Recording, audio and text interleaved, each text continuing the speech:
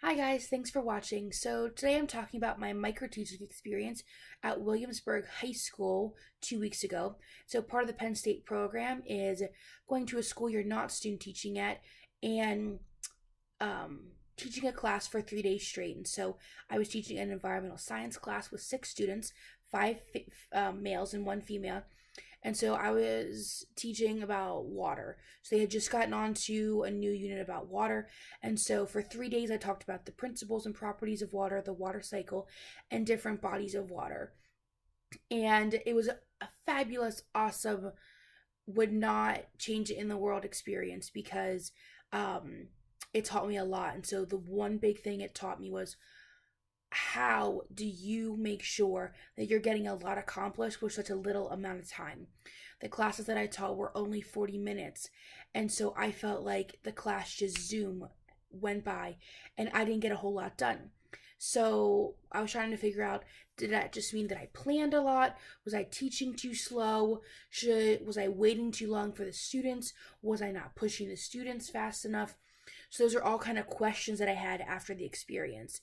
And so some of the feedback that and great feedback that I got from Robin Bechtel, the teacher there, was making sure that when you have such little instruction time, only 40-minute classes, that you're making sure that you're teaching to your unit goals and objectives, and that your activities, they're not just for activity's sake. You're doing an experiment or a demonstration because it's going to build upon and solidify that knowledge in the students' minds.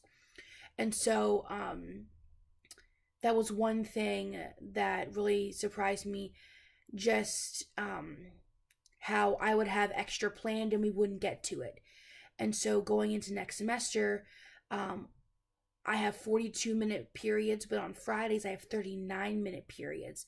And so just thinking about how can I maximize my instruction time and making sure that my students are getting the information that they need even with those shorter class periods. And so thinking about the experience and how fast the students went, how much time they needed, the questions they asked, if something was too simple or too difficult. It was really great to be able to see that during microteaching so that I can adjust some of the things that I'm planning to do in the spring. Looking to the spring, there's 3 things that I think that I'm really going to take away from this experience. And that's one, making sure that what I'm teaching is what I want them to know, that this is aligning with the lesson objectives and the unit goals, because why would I be teaching something that the students really don't need to know? 2 is making sure that my activities make sense and are purposeful from beginning to end. They're adding value to the class and aren't just wasting time.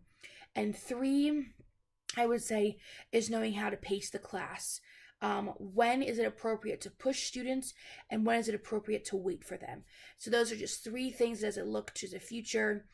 Definitely going to keep working on, going to adjust so that my spring experience can be the best possible. Thanks for watching.